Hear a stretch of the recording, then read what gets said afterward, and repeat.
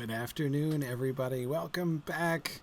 This is Corey Olson, the Tolkien Professor, joined as always by my friend Gryfflet.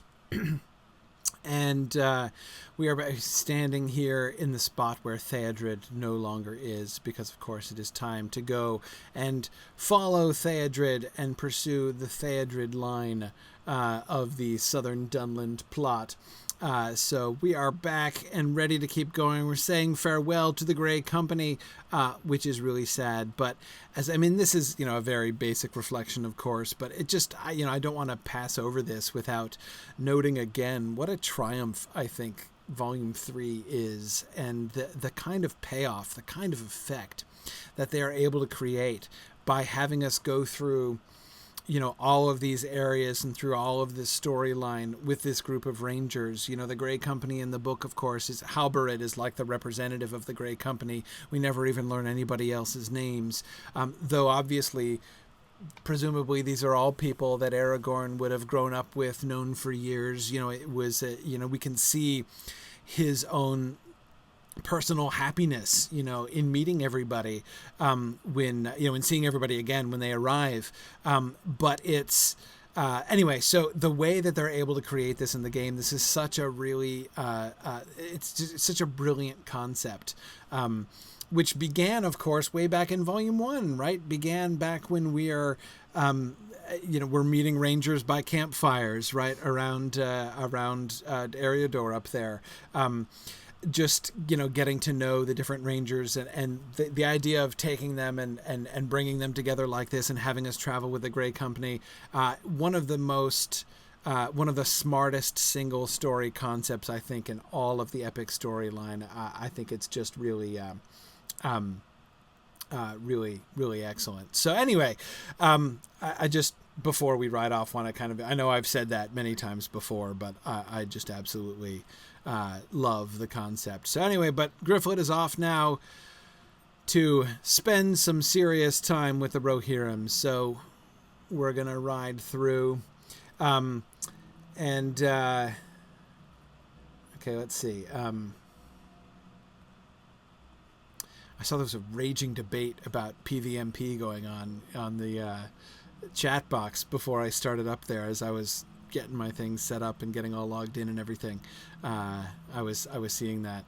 It's tough. I know that a lot of people really like PVMP. I have to say, I think there is absolutely nothing in this game that I find less attractive, sort of conceptually, than PVMP. There is nothing I am less tempted to do in Lotro than PVMP, and nothing I would less like to see interfere with the experience of just exploring the world and following the storylines and meeting the characters and doing the things, especially with my own tendency to just solo stuff, to wander around by myself and work through the stories and think about things.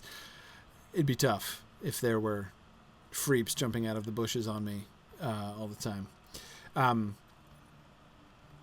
Anyway, good. So let's see. I'm gonna get my. Okay, there we go.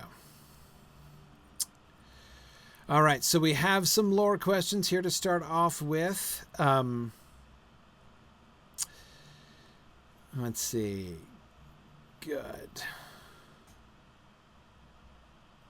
Okay. All right. Actually, I want to start with I want to start with the non. Madman Modeler, we're headed to. So, Nitesh, we're headed down to the Gap of Rohan. That's where. So I just finished. I've escaped from Isengard, and oh boy, now I'm getting shot. I'm traveling to Grimbold's camp, so I'm just wanting to go straight to Grimbold's camp here, and I've just crossed the border. Okay. So Gryfflet is now in new terrain officially, entering the Isendale. What do we have? Okay, Dragluth archers. So we got some of the Dragon Clan down here. A bunch of the Dragon Clan. Oh, I love this hill. Okay. Oh, we got a red circle. Whose camp is this? No, this is not an orc camp. I see the horse banner. Okay, so let's... I see a stable master. Hang on. Let's introduce ourselves to the stable master. Welcome and well met, my friend. I have a suspicion I'll want to know you later, but I'm supposed to go to Grimbold's camp. So let us explore our way to Grimbold's camp. Okay. All right. Oh. Hey, the mobs are white again. 74. All right. They've exactly caught up with me. Very good. I was afraid Gryfflet was starting to get a little too big for his britches again and I was going to have to pause him. But, which I'll still probably have to do. Because isn't North Rohan, like the Wold, isn't when you get into the Wold and get your war steed and stuff, isn't that at level 75? So I'm definitely going to have to pause him in Rohan. I'm pretty sure. But, okay. I got warhounds chasing me. And cunning... What kind of cunning hound? Oh, hunting hounds. Cunning hunting hounds. Okay, warhounds and hunting hounds. Presumably belonging to the Dunlendings. Oh, does Warsteed come at 85? Okay, Great River's up to 75. Yeah, I'm certainly going to have to... Oops. Or I could just fall off the cliff. It's what happens when I'm looking over here at the comments at the same time that I'm attempting to ride a horse. Okay, 75 is Warsteed. Okay. Yep. All right. All right. Oh, there it is. The Fords of Isen. Okay. I love Grimbold. My favorite Marshal of the Mark. But Fords of Isen. Let's check out the Fords of Isen. Okay. So the road, which wends its circuitous way through Dunland here, but the road from Gondor comes down across, so we're still seeing the remnants. Now, no longer do we have carved stones, cobblestones and things, right, like we had up, paving stones, as we had up in Enidwaith, but still the evidence of an old paved road comes down, and it passes through that gap in the hills right next to this convenient ford. Okay. You can see the Misty Mountains starting right up there. Yes. That's good. Just enjoying the scenery. We've got some fortifications. Not really impenetrable kinds of fortifications, but, you know, something to fight behind. They're apparently expecting attack from this bank over here. Okay, well, that makes sense, though they're ignoring that hunting hound up there. So we've got the road up to Nankuranir. And, of course, this is one of the things strategically in the story, both like the tactics of the Battle of the Fords of Isen. It's all about which side of the river the enemy is coming down, right? So we have the clear road over there. The road up on the eastern bank is oh, I love that. Look at that. We can just see Isengard in the background up there. That is super cool. And we're training. Oh, I see we're training here, right here on the ford, right? Why not? Okay, not a strong force holding the ford right now. But I guess we haven't really dropped back to the ford at this point. But yeah, okay, so it's impassable on this side. I mean, maybe you get on the other side of those hills. I know I don't want to really go through the gate at this point, but... Okay, so Grimbold's camp is not on the ford, right? It's not actually guarding the fort itself, but on this defensible peak right up... Well, no, not peak, but hill next to the fort. That all makes sense. Okay. Okay. All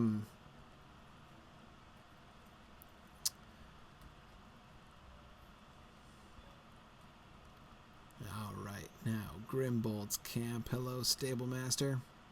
Greetings, friend of the Rohirrim. Very good. And sorry, Ethelot, I know I'm kind of taunting you because I said I was just about to say I was going to answer your question. Then I was like, ooh, scenery. Get around to it. I'll get there.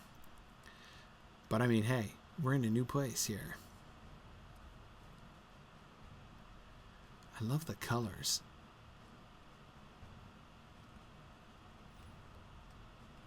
This would be my tent. Yeah. The shields, we've got the horse, the white horse on a field of green. So this is like the shield that Gimli's going to get, right? And then we've got the sunburst. And I remember Chris Pearson explaining the sort of the inspiration behind the different symbols of the different the different families, the different sort of regions in Rohan, how they're all inspired by the Where is the Horse and the Rider poem, things that are all mentioned. The sun being one of those things. On the map table. Recognize the Isengard map. Yeah. Oh, okay, and that's the Gap of Rohan map. Okay. Wow, you have a surprisingly up-to-date Isengard map. I'm impressed. 'Cause see, it's got the new excavation, with the wheels and stuff in it over here, which used to be a lake back in the old days, we now know. Yeah. Okay. All right.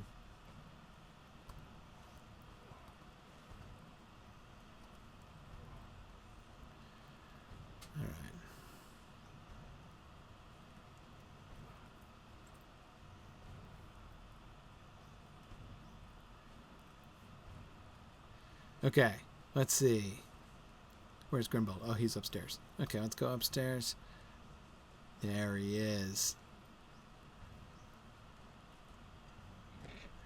Okay, Grimbold, I'll get off my comparatively unimpressive pony. Oh, let's see. Okay, so the sunburst is Grimbold's symbol. Grimbold of Westfold. What? Oh, hello, belt buckles. Okay. Oh, the whole blonde hair, darker beard thing. Very interesting, Grimbold. You are super tall. You're standing a little uphill from me, too. But still. Man, I was so excited to meet Grimbold for the first time.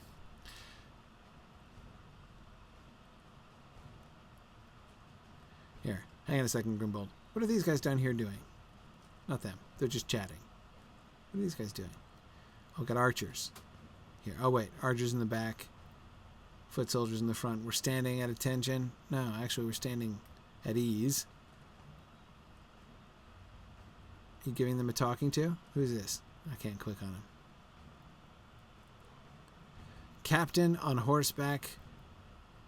Just kind of lecturing, I guess. They're waiting for their orders. Love the green. Love the green. The choice of green as sort of that kind of dominant color. There, again, keying on the green background on the banner of Rohan in the book. Really cool. Okay. All right. Okay, Grimbold, what do you have to say? Theodred has come back to us from his study of the Dunland clans. His news is worrying. Yep, I escaped from Isengard. I can tell you all about the army there. Yep, you need my help. Okay. I totally agree. He commands both Dunlendings and Uruks. Yes, we must keep all of them on this side of the river. Yep, that would be important. Familiarize yourself with the situation here. Find the map table, okay, to see where we plan the movements of our forces. Okay, I was just looking at that, but okay. You'd also like me to speak with Trumbald on the road north of camp to learn what he has seen there today. Okay, speak also to Kunstan, Theodred's esquire, On the western bank of the Isen. He's been running messages. Okay. And then find Theodred somewhere in the camp. Right. Okay. Grimbold, Kunstan, and the map table. All right, well, I know where the map table is. Let's go. Oh, wait, hang on a second. You had another quest for me, Grimbold. I overlooked that. Okay. You have heard many dark tidings regarding the purposes and plans of Saruman the White. Long has he been a friend, and even now holds much sway in the Golden Hall, but I cannot allay my fears any longer. If Saruman has indeed turned against us and allies himself with the likes of the Dunlendings and even orcs and goblins, then we must know. Well, I can tell you. Yet you are bound by the strict command of Theoden King not to trespass upon the Vale of Nan-Kuranir to the north. Yeah, that's a really good order. And I love how that's phrased, right? You can see that that's a very worm-tongueian order, right? Worm-tonguish? Worm-tongue-esque? Yeah.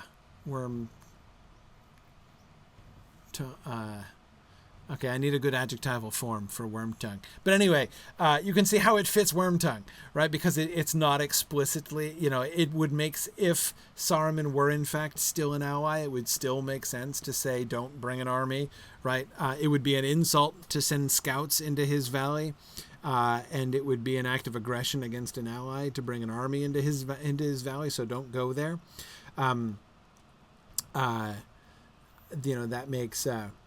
That makes perfect sense. Okay, so that's good. But I don't need to go, man. I've been there. I can tell you the depths of his treachery, but I guess you want me to go find a friend because you don't believe me or something. So that's fine. Do you want me to put my prison garb on? Look, I'll show you. Want to see how much I know? Look at that. Huh? Huh? See, look, white hand on my back. Right? This is me, oppressed by Saruman. I can tell you all about it. But on second thought, maybe this isn't going to super impress you either. So, like, okay, so I was a prisoner. What does that prove?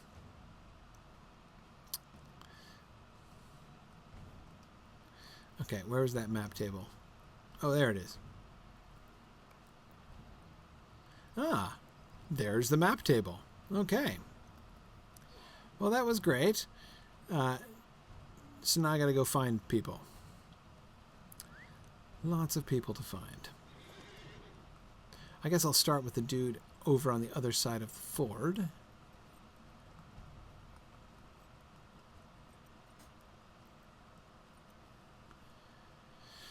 Okay. Oh, here he is. Not on the other side. It's on the near side. Excuse me. Did you know there's a Dunlending raider right there, Kunstan? Oh, hello there. I'm Okay. Prince Theodred's esquire. You sound bored. You help him with his armor and his steed, and okay, right. He has you bringing messages back and forth, getting the men on the other side organized for the defense of the bank. So you're preparing to defend both sides of the ford. That makes sense. That makes sense. And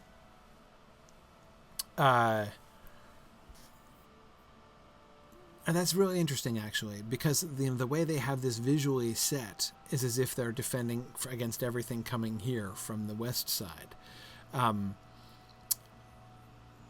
But they were concerned about the army crossing over further up so that the ford could be taken from either side.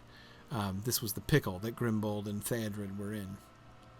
The description of the tactics of the battle in Unfinished Tales is it is by far, really, if you're interested in military strategy and Anglo-Saxon battle tactics, the description, Tolkien's working out of how the Fords of Isen, the battles of the Fords of Isen went down in Unfinished Tales is really interesting, because that is the most detailed Tolkien ever got in describing military tactics. I guess the only other thing that competes with it is also in Unfinished Tales, the description of the disaster of the Gladden Field, and the Númenórean battle tactics that he describes there.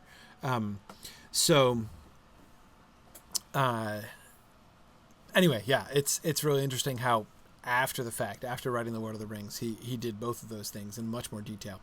But he describes that, and again, it's all about where are they coming from and how can they avoid just being surrounded on this eyot in the middle of the stream, which of course in the end they don't succeed in escaping that.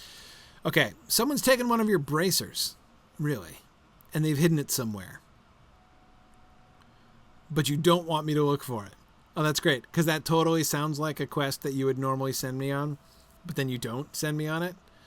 So that's kind of amusing. Okay. All right.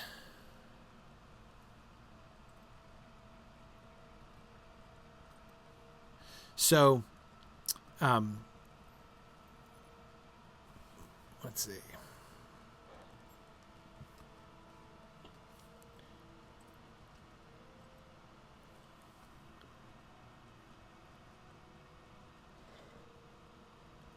Oh, no, this is Rungar. What are you doing here, Rungar? Oh, well, we're doing riding drills. Oh, okay, yeah, mounted combat drills. Oh, well, I'm sure Gryfflet will be able to show them a thing or two about mounted combat when it comes to it.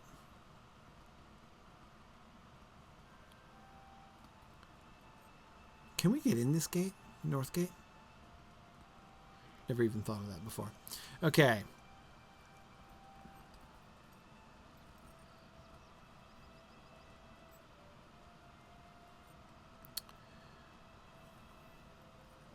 Where's Trumbold? Right on top of him? Yes, here he is. Okay. Okay, what are we looking at here? Let's see. Okay, so notice we still have everything looks fine. Trees, flowers, grass, road. Everything still looks normal. But up ahead we can see, can we see a smoke and fume hanging above Isengard? Not really. But I'm seeing some desolation, or pseudo-desolation, up ahead. What are you looking for, Trumbold? Saruman does have an army. He's keeping it inside Isengard for now. Okay, it's been quiet. You think those must just be tales? Yeah, dude. You want me to put my prisoner outfit back on? Okay. Yeah, he totally has an army. I'm glad you believe me. Okay, now I'm supposed to find Theodred, but first I've got to find... Right? Somebody else? Yeah, I sure do. Let's see. Let's mount up.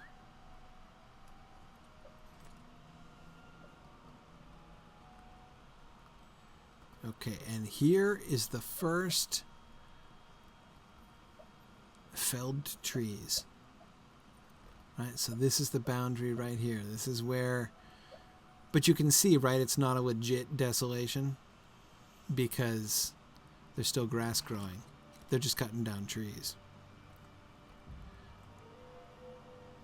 And then up here...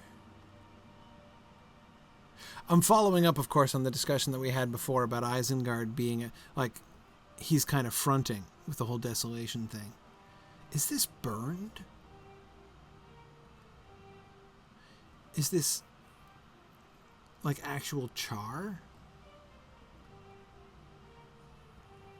The trees look kind of charred. Not so much on the top. See, there's some real grass still growing, too. I'm just interested to see in the valley how they depict it. If they depict this as like the desolation of Smaug, or just ruined, like by hacking and chopping and burning. I sort of discovered the Pillar of the White Hand, except I'm walking away from it. Okay, as usual, the Pillar of the Hand is bigger than would be expected. That's fairly common in the game. Of course, they want to make it impressive looking. Whoa.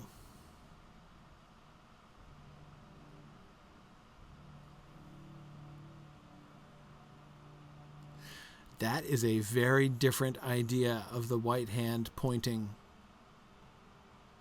than I would have pictured.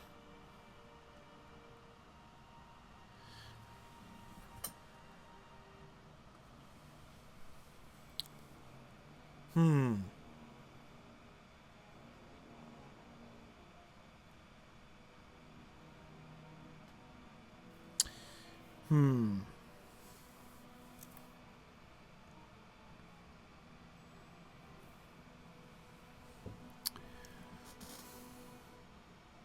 Sorry, so I'm looking at this hand, right? And here's what I'm humming about as I'm looking at it. I'm trying to picture this uncorrupted.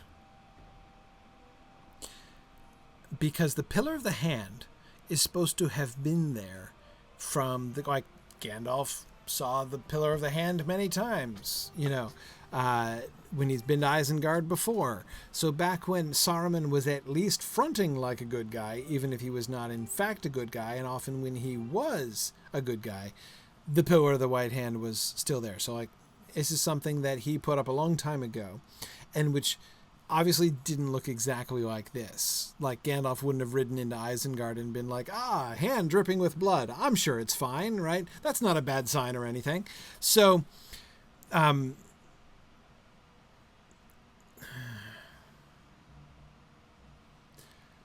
the hand gets broken down by Treebeard. The Ents take it down. And Gandalf comments on how thorough they are.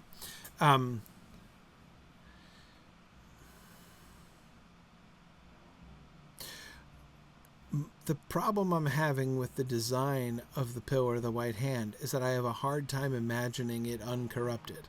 I mean, okay, sure, like, you could not have the bloodstains on the fingers, right? But even without the bloodstains on the fingers, it still looks a lot like a hand that's been hacked off. I mean, the wrist is really rough. So it would still look like not a disembodied hand, like a dismembered hand. Really. Which doesn't seem to fit exactly. And the chains, like, okay, I could kind of get behind the chains. I mean, chains seems to be a decoration motif for Isengard, right? Concerning which, fine. You know, fine. Maybe I could see them coming and adding some cosmetic chains, though that seems a little weird, but maybe they would have done that. The pillar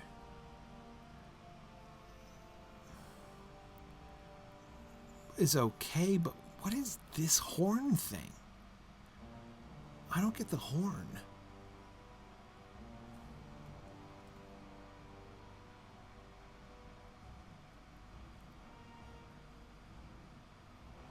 Horns, plural. I mean, I do get that it's kind of supporting the hand.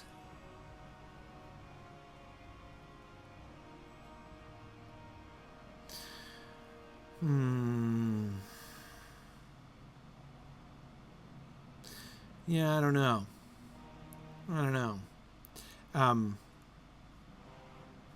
Yeah, Marielle, I'm kind of with you on this. I do have a hard time interpreting this. I'm trying to picture this as, like, intended to be, or at least intended to be taken as, a good and benevolent symbol. And it's tough. I'm having a hard time with that.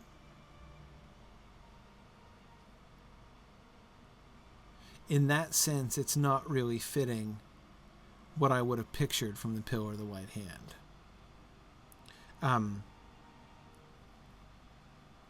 Yeah, Nagrawina, so when they arrive, the Pillar of the White Hand is there, and it's not altered. I mean, the White Hand was his symbol.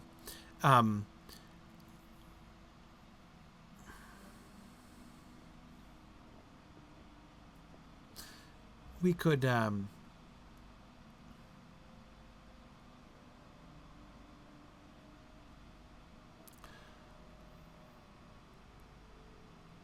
lexicon. Isn't this white hand supposed to be cut from the Kuthstan statue? Oh, that's interesting. And that's why it's all broken off, because it is in fact broken off.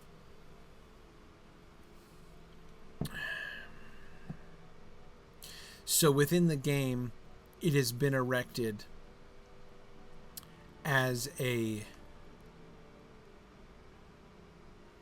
So the thing is an abomination from the beginning. Like, it is explicitly a desecration of the statue, which is the statue of Kirian and Eorl, right? Okay. So yeah, I mean, I have to conclude looking at this that they were never imagining that this was ever a good symbol.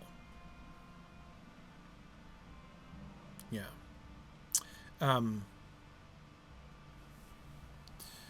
Yeah.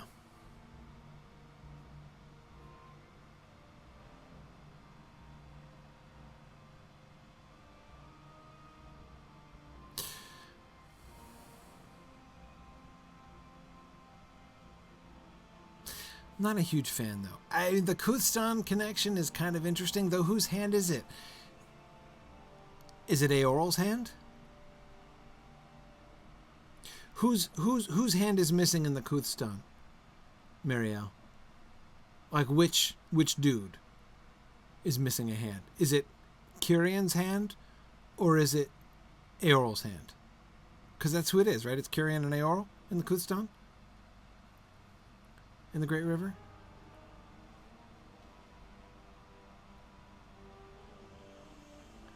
I mean, that's kind of a nice touch. I have to give them props for that.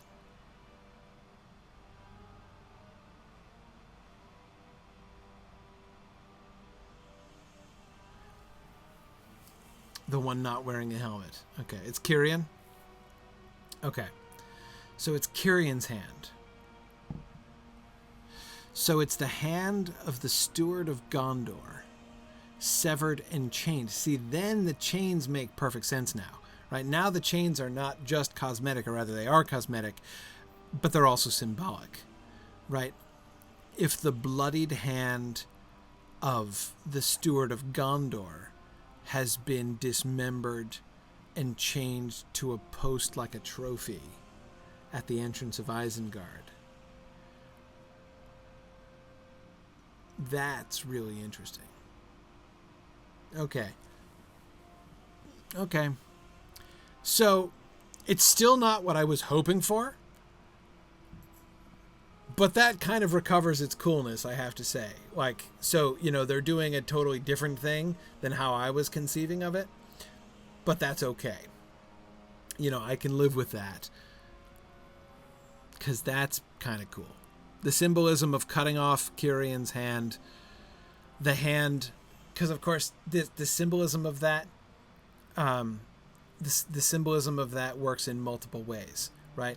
You can see this as a threat to Gondor, right? How the kind of pretensions that he's giving himself now, that he is cutting off and it's also the right hand of Kirian, right?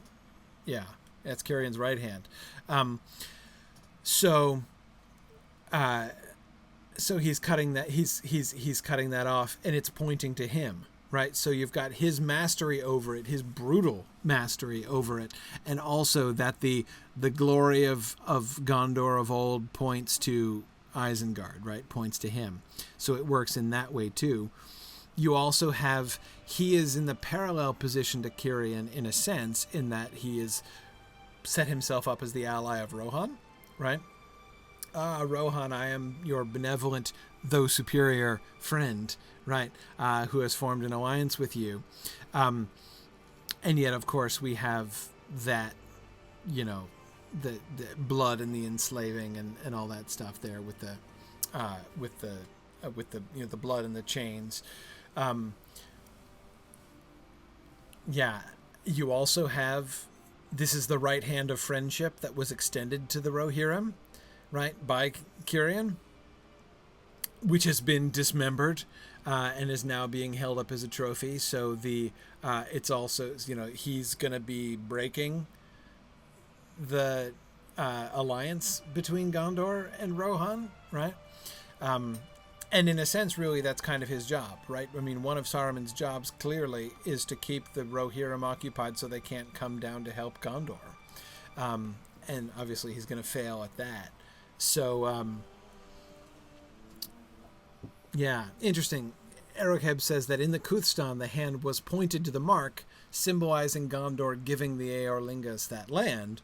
Here it's pointed to Isengard, also in Old Gondorian territory. Saruman seems to be claiming that sovereignty for himself. And also even Erokheb in a sense of like, Cirion may have been pointing over there, right? But what he did not know is that this over here, Non Curinir, is the ultimate destiny of the mark, right? This is the new center of power in Rohan. That's interesting. Yeah. And Mariel finds it curious that Saruman seems to be making a claim on Gondorian authority here. He said, I never thought that Saruman could have been alone much of a threat to Gondor. Well, I mean, he thinks he can be a threat to Sauron in a sense. So, with the Ring of Power, which is kind of the linchpin of his plans, he certainly could be. But, I mean, I certainly, today Rohan, tomorrow Gondor, the day after that the world, right, is kind of Saruman's plan. You would think, but okay. All right, no, that's cool. The Kuthstan connection makes this legitimately awesome as a symbol on its own. I like that very, very much. Again, not what I was expecting, not what I was kind of hoping to see, but I have to take back all my hard words about the Pillar of Isengard. That's really quite cool. Now, of course, notice what I've been climbing through. This is really interesting. The thorns. These thorny bushes. That's really interesting. Which suggests that... Wait, hang on a second. I'm trying to see past the bushes behind me here. Oh, it's up on the hills over there. I was seeing the trees. I wanted to see where they were in relation to the other stuff. This is an orc mischief, right? Orcs aren't going to make thorns grow. So huge spiky thorn bushes covering the land like this. I mean, I've done enough gardening and land clearing to know that huge thorny bushes can in fact grow up very easily on their own without any evil influence, unless you consider them themselves an evil influence. But they strike me as the most unnatural element of this terrain. Most of the rest of the terrain looks like it could have chopped all the trees down and then set fire to the brush, essentially, so that we have this sort of black and ashy zone left over in what used to be a lush and fertile valley. But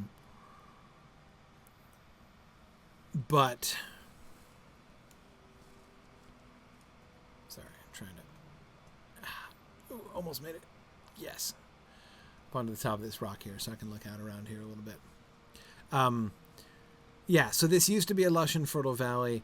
The reason I'm interested in this is, again, what I was talking about this a couple weeks back, with that tendency of evil powers living in a region to create a desolation around them, like Smaug did in the Desolation of Smaug, like Sauron does to a greater extent in the No Man's Land and the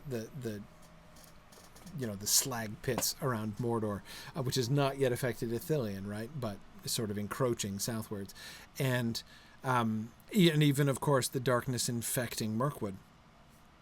All of those are examples of this phenomenon, not to mention, what we see up in the north in the Silmarillion as well. So what I was interested to see, the reason I've been paying so much attention to the plants and stuff and the trees around here, is that I wanted to see if the game was depicting this as what I would call a legitimate desolation, like a spontaneous corruption of the land surrounding Isengard, or if, as I suggested before, Saruman was just fronting, right? As if he has created his own desolation because he wants to be one of the cool kids, right? But he's not actually stained the land, because he's like not really as big a deal as that. And that's why I'm so interested in the thorns, because the thorns seem to me the trees, right? Trees have all been chopped down. We're seeing that everywhere. We're not seeing just dead trees. We're seeing chopped down trees, which again fits with what we've heard of, the feeding the fires of Orthanc. Certainly, it's the brambles. Oh, that's interesting, Marielle. That's really awesome. Marielle's saying it's like the enemy who sowed tares, who sowed briars in the biblical parable, the parable of the wheat and the tares. That's really fun. I was not thinking of that, but that's really I like that. I like that a lot. An enemy has done this.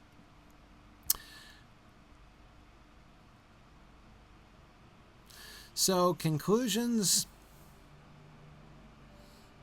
I think it's partial. I think it's getting there.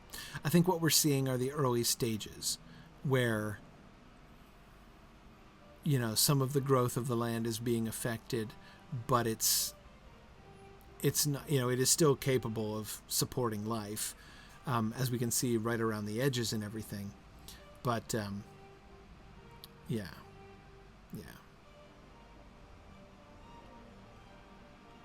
Anyway, okay, there we are.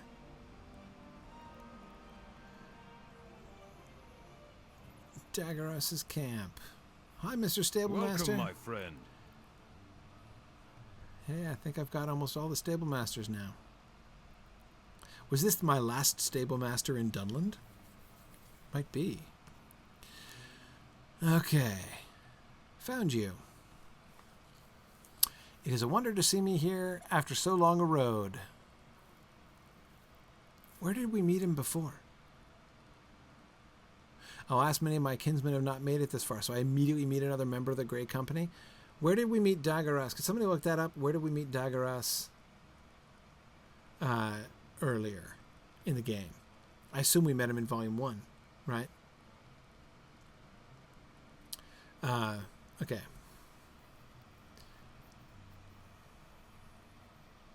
I have not heard from Bragiar since his start into the Gravenwood. Oh, yeah. We got some bad news about these things. We find ourselves now before Nan Kurinir, and beyond in the Tower of Orthanc sits Saruman the traitor. Looking across the destruction, notice the word destruction, wrought in this veil. It seems clear that his wisdom is fated to be replaced by madness. Yeah.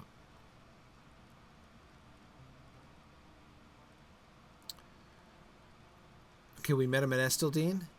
Okay, in the North Downs. Right. Okay. And then he has the camp in Enedwythe that's named after him. Right. Of course. Yeah. Halberd's deputy. Okay. That's great. All right.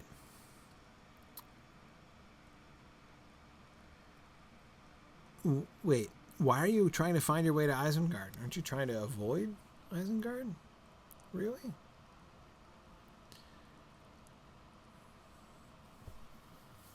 We stand here on the edge of the Vale of Nan Kurinir, at the north end of which lies the stronghold of Isengard. Saruman's schemes hatch from here, and he guards it jealously. Nearby you will find the Pillar of the Hand.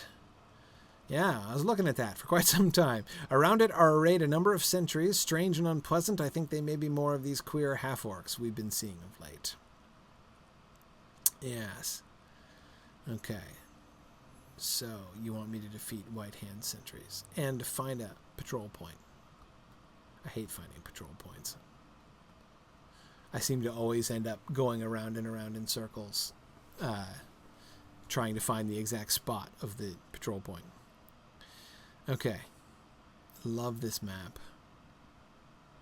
Okay, we got 2 major orc camps, 1 on each side of the river. See? That's just what I'm talking about. Okay. They still make the other side of the river impassable? No, that's so not impassable. Can I get over there? I want to scout the other side of the river.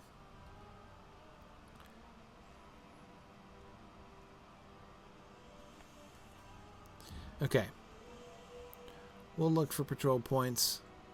We'll take out half-orc sentries.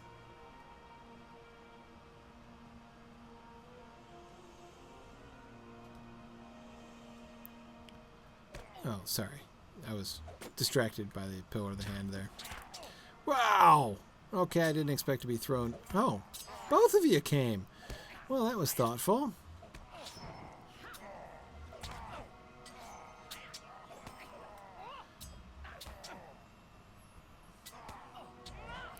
I totally wasn't trying to, pull my miniature guardian thing. And whoa, okay, I could have grassed you at the same time as you knocked me way back.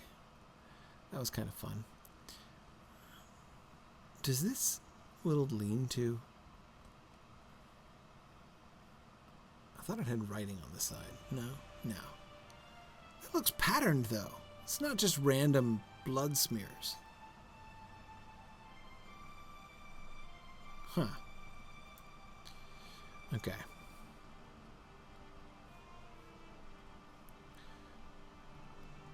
All right.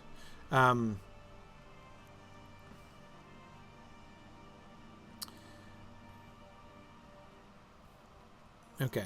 And yes, sorry. I see some people are wondering why I'm not answering more questions.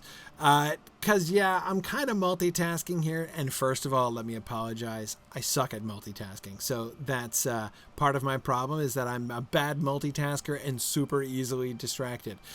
So that is the sort of personal constraints under which I operate here when doing this. But there are 2 goals that three. Among the goals that I have for this stream are such diverse elements as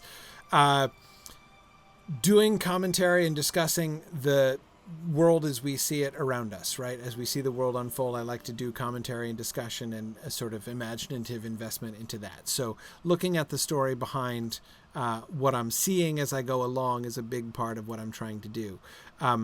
The second thing, seriously, are you going to go stand in the river? Oh, I see. Fine. I wanted to come back here anyway, so that's fine. Anyway, the second goal of the stream is, of course, to be looking at the storyline as it is depicted, going through the epic quest line and through the major quests in the different zones as well. I want through my Gryfflet stream, and I started Gryfflet from, we did character creation on my first ever stream with him, and I've been going through primarily the epic line is mostly what I've been following. But of course, I've been doing a lot of the side quests and everything too, because I'm really interested in the stories that they're telling through the quest lines and quest experience. So that's my second focus. And my third focus, in addition to that, is I do want to do as much as I can of open Q&A with folks, who are listening as we go through the stream. But often the sort of spontaneous Q&A kind of has to take a back seat to what's happening in the moment. Because you see, if I don't answer a lore question, like a random lore question that somebody asks right now, I'll still have a chance to do it another time, even next week or the week after that, right? But if I miss something, if I miss the Pillar of the White Hand, right, I'm not going to be, I'll probably be passing by that one a few times, but, if I pass something in the moment or a quest that's happening, it's gone, and it's harder for me to come back and talk about that. So that's why I tend to prioritize when I'm in a place, especially like this, where I'm exploring a new place for the first time on stream. I tend to be biased towards that. But I will tell you that we are recording. Phil is helping me to keep track of the questions that are asked during the stream that I don't get a chance to answer, so that I keep a list of those, and I'll come back to those. So you may find the question that you asked today answered next week or the week after that or something. So just to kind of explain how things work. So for instance, flagstones, right? Is this, tell me that's a drainage grate. Doesn't that look like a drainage grate? That's totally a drainage grate, isn't it?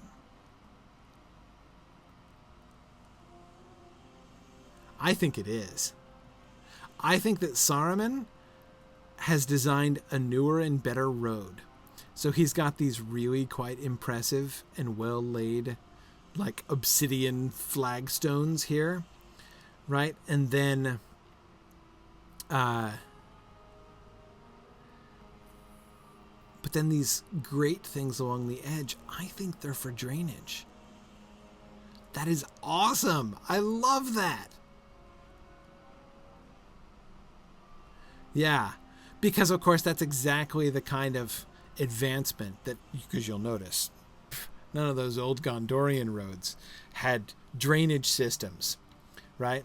So this is Saruman upgrading stuff. This road is a technological upgrade over the other roads, right? This shows you the kind of progress that Saruman is bringing to the world. Oh yeah, no, that is so Saruman. And by the way, hang on, let me get back on my horse. I didn't notice when the road changed.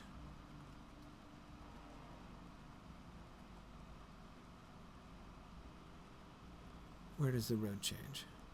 Right by the pillar? When does it become... I was wandering through the bushes and thinking about the foliage. As it changes from the old Gondorian road to this newfangled, very newfangled, right, on account of the drainage. Hey, Kiriana! So there's the Pillar of the White Hand, and it goes beyond, but not far, just to that edge, right? Yeah, there it is. There's the seam. Okay. So he's done it to the end of his valley. And then, sorry, just looking at the road here. Oh, hang on, I need to kill another one of those anyway. Or two. Two is even better, frankly.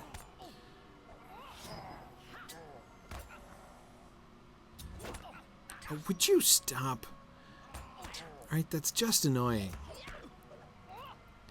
You're not impressing anybody with that. I mean, okay, it is a little bit impressive when you throw me up through the air. I can't pretend I don't really secretly kind of appreciate that. Okay, alright, that's 6. That's progress. Okay. All right.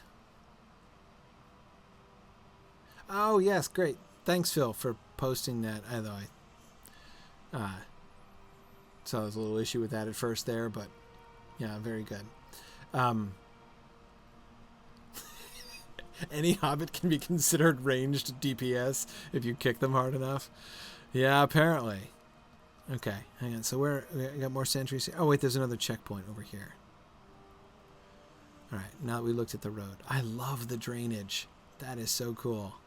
See, that's just what Saruman would do. And again, this is the kind of thing I love. I love finding details like that where you can see, and this is something that I have found Lotro to be so dependable, right? The Lotro developers can always be depended on to have thought really carefully through things. I mean, I almost never find them like simply being sloppy or careless or thoughtless about something. I'm saying they never make mistakes or that they do everything perfectly. But the Pillar of the White Hand is a great example, right? My first glances at it, I'm like, no, that's not right. That's not what it should look like. Doesn't fit my picture of what it should be. And yet, of course, the more I look at it, the more I find, actually, they've thought about this really carefully. So even though they had a different concept for it than I had, it's kind of an awesome concept, actually. I love the logs, even though the logs and trees make this area really annoying to walk around in. And it's not going to let me go under this log, right? Even though I don't even have to duck. Yeah, figured. So that's really annoying. But again, this is the regular orc mischief that Treebeard complains of, right? Cutting down trees and leaving them to rot. Regular orc mischief, that, says Treebeard, right? Of course. Yeah. That's just what he would do. Oh. Oh, wait. I've already killed enough of you. Well, that's fine. I'll make an exception in your case.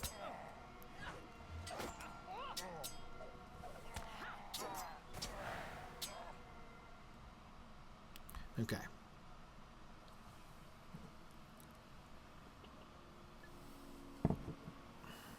Okay.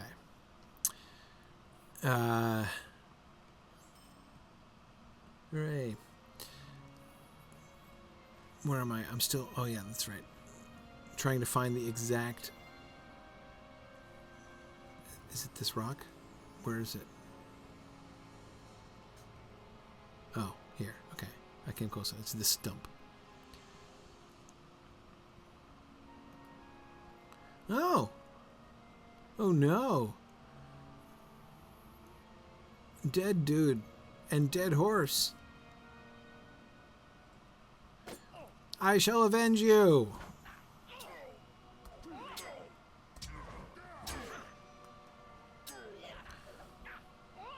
What's on your face, Mr. Orc? Do you have a white hand on your face? Is that a helmet? Would you stand still so I can look at your head? That's a helmet. It's not your face. Are you wearing a blindfold? I wish you would stand still. I can't see your head. Oh, well. Oh, dear. Grimbold had ordered that none of his warriors should enter Nan Kuranir, so it's something of a mystery how this poor fellow came to his fate here. Totally agree. Okay. I can't return the body of the warrior, and certainly not of his horse, to Grimbold's encampment. But I should gather his effects. Okay. Yeah. Okay. But they've been scattered about. Oh, great.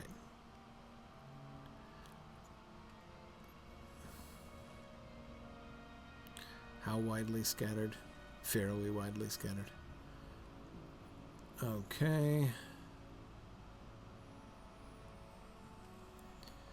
Let's re-stealthify. All right. Going around logs. Well, see, Phil, I think we figured out who dropped his backpack. The real question is why he was carrying oak logs in it.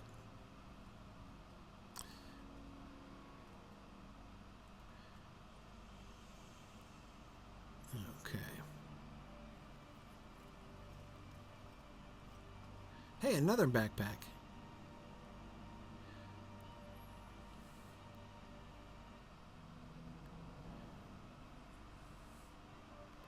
Ah, some souvenir punctured shields. That's nice.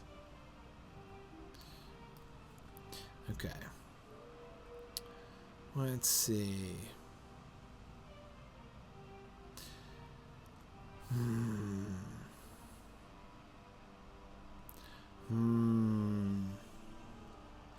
This is me deciding if I want to open this particular can of worms. I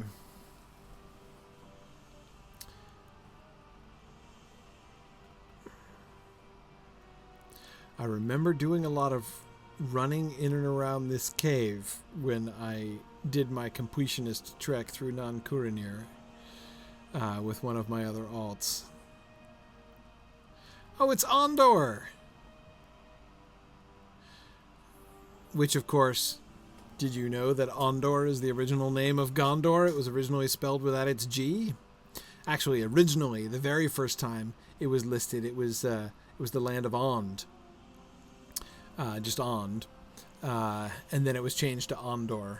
And from that to Gondor.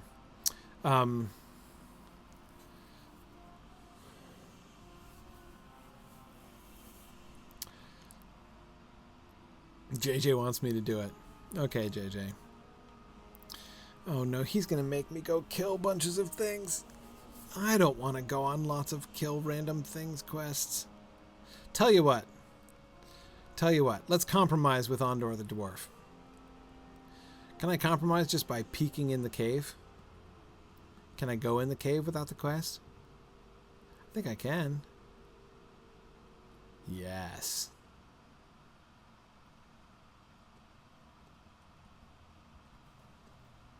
Okay. Let's just take a look around the savage dens, shall we?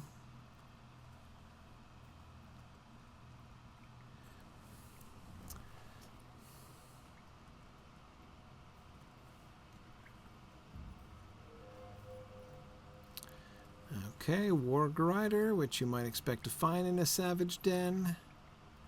What do we have here? We have wargs. Okay, so is this a breeding ground for wargs?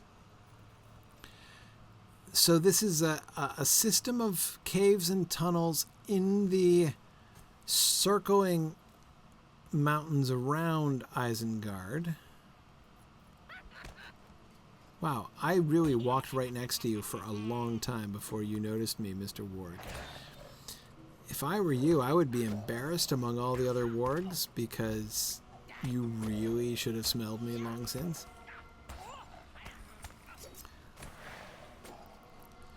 Okay. Yeah, those seem to be mushrooms growing in here, which, you know, we're in a cave, perfectly natural. These long trailers coming down here. Okay. All right. What do we have here? What do we have here? It's a wooden structure, not really clear what its function is. Piles of, I suppose, refuse. Oh, it's a dining room, and there's the cook. Is the cook a troll? Is that a troll? Blue. Turn towards me, Mr. Cook. You've got very pointy ears for a troll. Is it like a goblin troll?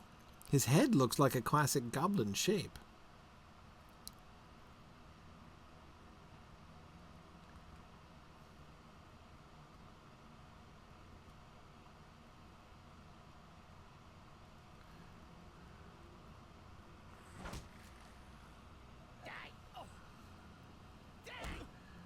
Okay, Isengard Goblin, I'm looking at your head too.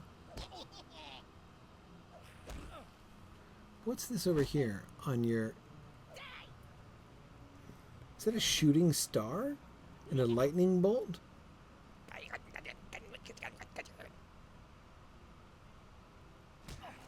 Wish it wouldn't bounce around so much.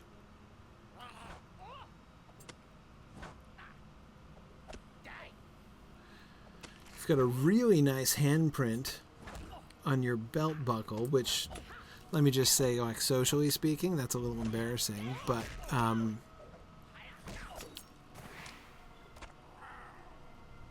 oh, he fell on his face. Can't quite make it out. Oh, I wish he hadn't fallen on his face. I'm trying to make out the symbol on his helmet. It looked like a shooting star. A sinister recipe. Oh, man. This evil-sounding recipe was penned by an insane chef. Whether he's trying to poison himself or create some new spice is hard to tell. Oh, man. Looks like I can almost read it.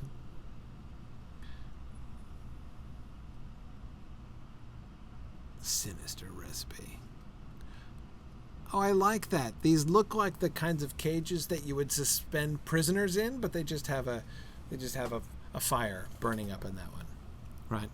It's kind of like a pelvis fire, but this is a suspended rib cage. Oh, it's a less than symbol on his helmet like the Uruks have. Okay, it's an S rune and the less than symbol. Okay, thank you, Ericab. I was having the hardest time trying to just see that. Is that a little cluster of skulls? Yes, it is. A little cluster of skulls suspended from the roof like a string of onions or something. It's cute. I wish the cook were carrying like a cooking implement instead of a mace, though.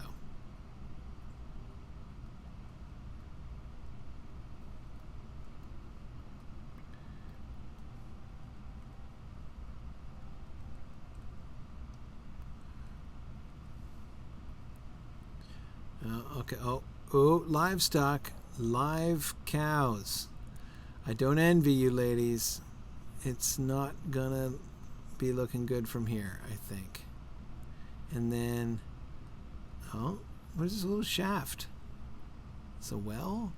Laundry chute? Don't really know. Oh dear. Oh, now the dead animals. Okay. The warg standing over the dead horse. Horse, yes. Sadly. Huge aurochs skull. Blood stains, lots of butchery happening here.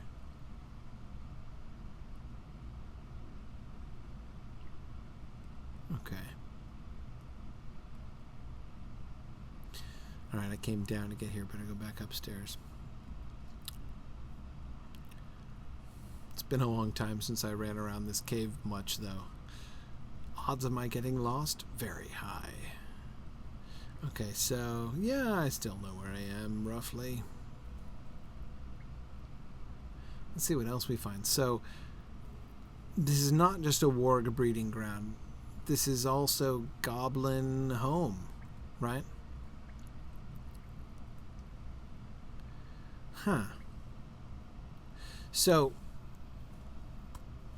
notice something.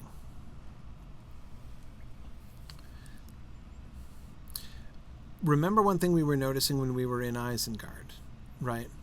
Is that the original structure of Isengard has the tower in the middle, and then it had all these buildings around the side, and those were clearly of Númenórean construction, right? So the concept was that Isengard was not just an isolated tower where you would like live a lonely life, you know, guarding the frontier, but it was a little mini town in there, right, within the walls of Angrenost. So you had the tower in the middle, which was presumably a sort of not only a strong place but a lookout tower of sorts, right, in this area, you know, looking out over the gap and everything, sort of commanding the gap of Rohan. But it was a little town, so like, you know, it was like a little company town. So the whole, you know, there would be a garrison of guards here, but all their families could live here too, and in some comfort. Some of these houses built around the inside of the walls of Isengard were large and comfortable looking. And we were looking at some of the evidence there. Now Saruman is filling the walls of the mountains around the valley, and this would have been farmland. In fact, Tolkien even specifies that pipeweed would have grown well here in Non Curanir back in the old days. You know, when things grew here at all.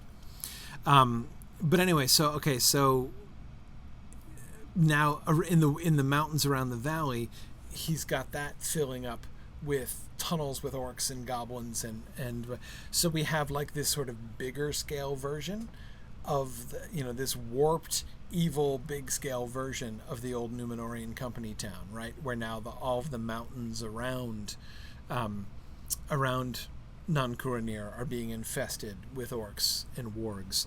That's cool. That's cool. I like that as a concept. So what we're seeing here in the cave is clearly living quarters, breeding quarters, this is where they eat and live and cook and all these other things. Okay.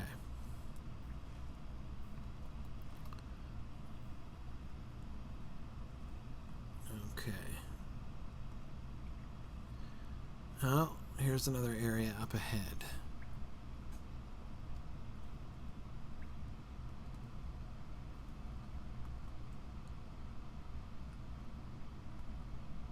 Huh.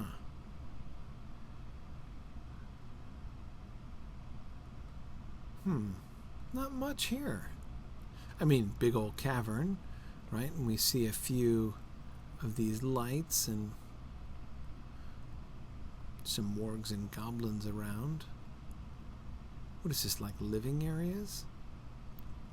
And here we've got the Master of Beasts. Beasts meaning primarily wargs, and yet he's surrounded by bats, showing that his remit is for more than just wolves, right? Harassing dark claws as well, right? Do you think he's in charge of crabine breeding as well, maybe?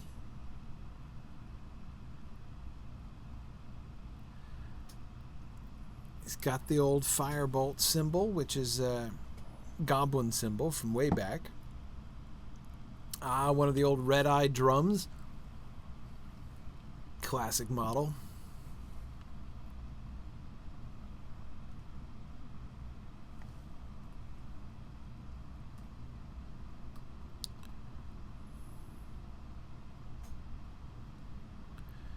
Okay. And then not much around down here. So not really... What we're not seeing is something that's really like a city. But it's not exactly barracks either. We don't see a large quantity of soldiers housed here, for instance. Can I get through this way? Nope, I cannot. Let's go back out the way I came in, I guess.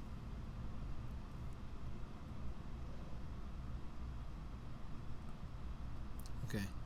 Oops, and I am running out of time. Let's see if I can get out of this cave.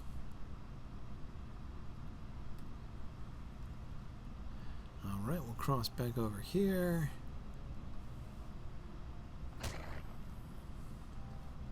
And for a place where you're now slightly under level, Gryfflet, you've been doing pretty well stealthing here.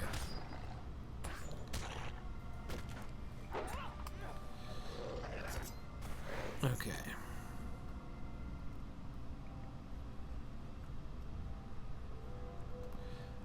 So let's see. Which way do I want to go? Let's go out this way.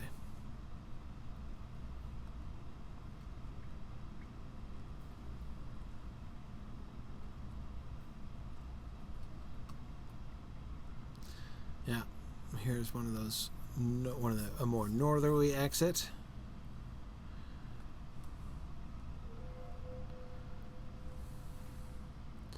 Okay, in the middle of that camp there. Great. No problem.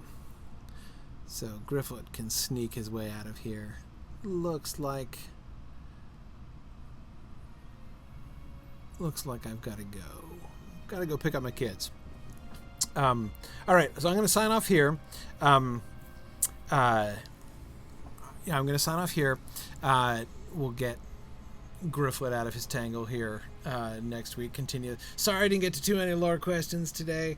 I meant to, but again, hard when I'm not only exploring a new area, but an exciting new area like Nan-Kuranir. Soon I'll get to the point where I'm just running around killing things and collecting stuff and can answer more lore questions. But, first time in, okay, I've been in Isengard, but in the broader Nan-Kuranir.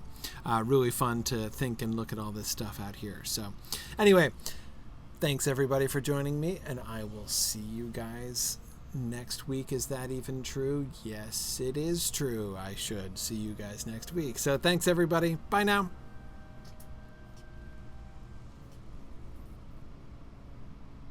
Thanks for joining in on my rambles around Standing Stone's brilliant digital adaptation of Tolkien's world. If you enjoy these adventures, please consider supporting this and other entertaining educational programming by donating at signumuniversity.org/fund.